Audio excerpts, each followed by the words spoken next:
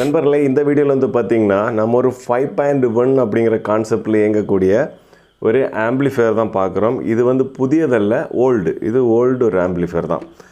So அப்போது இந்த வீடியோவில் நம்ம இந்த ஆம்பிளிஃபையரை பற்றி பார்ப்போம். இந்த ஆம்பிளிஃபையர் சேலுக்கு வர காரணம் என்னென்னு பார்த்தீங்கன்னா, இந்த ஆம்பிளிஃபையர் யூஸ் பண்ணிகிட்டு இருந்தவங்க வீட்டில் வந்து பார்த்திங்கன்னா மாரன்ஸுடைய ஒரு ஏவி ரிசீவர் வாங்கியிருந்தாங்க. ஸோ வாங்கின டைமில் இதை வந்து சேல் பண்ணணும் அப்படின்னு சொல்லியிருந்தார்.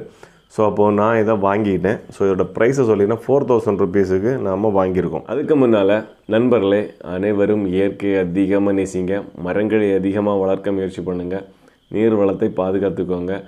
ஸோ நாம் என்ன தான் சொன்னாலும் உலகத்தில் எந்த மாற்றமும் வராது, நம்ம செயல் இறங்கினா மட்டும்தான் வரும். அப்போது எல்லோரும் ஆளுக்கு ஒரு மரமாவது நட்டு வளர்ப்போம். அப்போது இதான் ஆம்பிளிஃபையருடைய ஃப்ரண்ட் ஃபேஸு. ஸோ இதெல்லாம் நம்ம ஸ்பெஷலாக காமிக்கணும்னு ஒன்றும் கிடையாது, எல்லாருக்கும் தெரிஞ்சதை போல தான். ஸோ நார்மலான ஒரு ESP decoder, volume controls, so selector buttons இதெல்லாம் இருக்குது. ஓகேங்களா. அப்படியே பின்பக்கம் பார்த்திங்கன்னா ஸ்பீக்கர்ஸ்கள் கனெக்ட் பண்ணக்கூடிய சாக்கெட்டுகள் இருக்குது, ஒரு ஃபேன் கொடுத்துருக்காங்க. இதெல்லாம் வந்து பார்த்திங்கன்னா நம்ம டிவிடியிலேருந்தெல்லாம் ஆடியோ இன்புட் கொடுக்குறதுக்காக RC கனெக்டர்ஸ் வச்சுருக்காங்க. ஸோ பேக்லே தான், இதில் வேறு எந்த டிஜிட்டல் கனெக்டிங் சிஸ்டம் எதுவுமே கிடையாது. ஆப்டிக்கல் டிவைஸோ இல்லை HDMI RC கனெக்ஷன் எதுவுமே கிடையாது. நார்மலான ஒரு 5.1 ஆம்பிளிஃபையர்.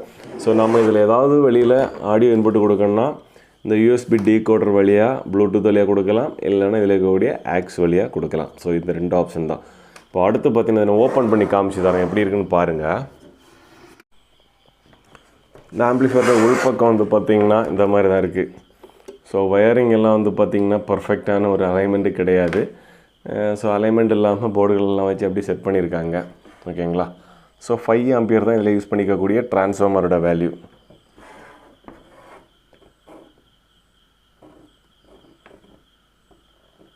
இதை நாம் இன்னும் செக் பண்ணி பார்த்துருவோம், இதோட குவாலிட்டி எப்படி இருக்குது அப்படிங்கிறத. ஸோ செக் பண்ணுறது சும்மா ஜஸ்ட்டு நான் ஒரு பேனாசோனிக்கோட சரௌண்டு ஸ்பீக்கர்ஸும் ஒரு சோனியோடைய ஒரு சின்ன ஒரு சப்வூஃபரும் எடுத்துகிட்டு வந்திருக்கேன். ஸோ இதை வச்சு ஜஸ்ட் இதோட குவாலிட்டி எப்படின்னு அப்படி செக் பண்ணலாம். நான் இதில் வந்து பார்த்திங்கன்னா ஆல்ரெடி சோனியோட ஒரு 5.1 ஹோம் தேட்டரில் இருக்கக்கூடிய ஸ்பீக்கர்ஸ் வச்சு நான் யூஸ் பண்ணி பார்த்தேன். ஸோ குவாலிட்டி ஓரளவுக்கு நல்லா தான் இருக்குது. அதில் எனக்கு நெகட்டிவாக பட்ட வந்து பார்த்திங்கன்னா இந்த ஃபேனுடைய நாய்ஸ் வந்து பார்த்திங்கன்னா கொஞ்சம் அதிகமாக கேட்குற மாதிரி ஃபீல். ஐ மீன் நம்ம ஒரு சாங் முடிஞ்சு அடுத்த சாங்கெல்லாம் ப்ளே ஆகிறப்ப அந்த கேப்பு டைம் இருக்குது இல்லையா. ஸோ அதில் வந்து பார்த்திங்கன்னா அந்த ஃபேனோட நாய்ஸ் வந்து நமக்கு கொஞ்சம் அந்த ஃபேன் ஓடக்கூடிய ஸ்பீட் வந்து நமக்கு ஃபீல் ஆகும். ஸோ அந்த மாதிரி ஒரு பிரச்சனை இருக்குது. வேறு எனக்கு இந்த கான்செப்டில் பெரிய பிரச்சனை மாதிரி எதுவுமே தெரியலை.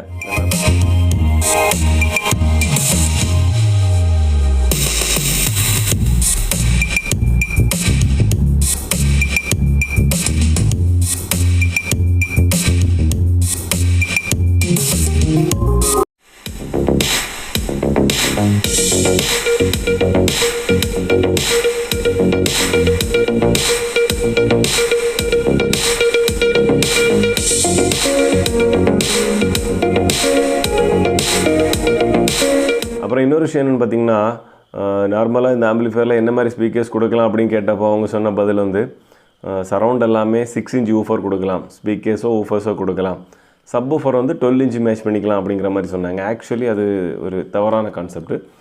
இதோட ஒரு சேனல் அவுட் வந்து பார்த்திங்கன்னா 50 வாட்ஸ் அவுட் இருக்குது. சப் ஊஃபருக்கான அவுட் வந்து பார்த்திங்கன்னா 200 RMS தான் இதோட சப் ஊஃபருக்கான அவுட். அப்படிங்கிறப்போ JBL 1500ஓ இல்லை இன்ஃபினிட்டியோ இல்லை இந்த மாதிரி ஸ்பீக்கர்ஸ் எல்லாம் சப் ஊஃபர்ஸ் எல்லாம் கனெக்ட் பண்ணால் ஒர்க் ஆகும், பட் குவாலிட்டி இருக்காது. ரொம்ப வால்யூம் ஏற்றினா ஒரு மாதிரி அப்நார்மலாக பாடும். ஸோ இந்த மாதிரி பிரச்சனைகளெல்லாம் உருவாக்கும். காரணம் 5 ஆம்பியர் தான் இதோட டிரான்ஸ்ஃபார்மரோட கெப்பாசிட்டி. அது மட்டும் இல்லை, சரௌண்டிங் ஸ்பீக்கர்ஸ் வந்து பார்த்திங்கன்னா 50 வாட்ஸ் வந்து இதோட சப்போர்ட் இருக்குது. இந்த போர்டுகள் எல்லாமே 50 வாட்ஸு சப்போர்ட் இருக்குது. இம்படன்ஸை பற்றி அவங்க எதுவும் மென்ஷன் பண்ணலை இந்த போர்டுகளில்.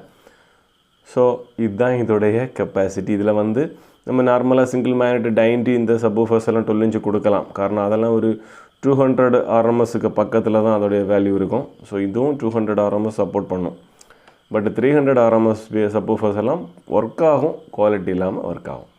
அப்போ நண்பர்களே, ஆடியோ குவாலிட்டி கேட்டிருப்பீங்க. ஜஸ்ட்டு 2 ஸ்பீக்கர்ஸ் வச்சு தான் நான் உங்களுக்கு காமிச்சு தந்தேன்.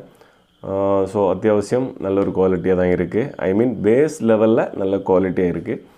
அப்போ உங்களுக்கு இந்த வீடியோ பிடிச்சிருக்குன்னு நினைக்கிறேன். நாம் அப்போ மற்றொரு வீடியோவில் சந்திக்கலாம். அது வரைக்கும் நன்றி, வணக்கம்.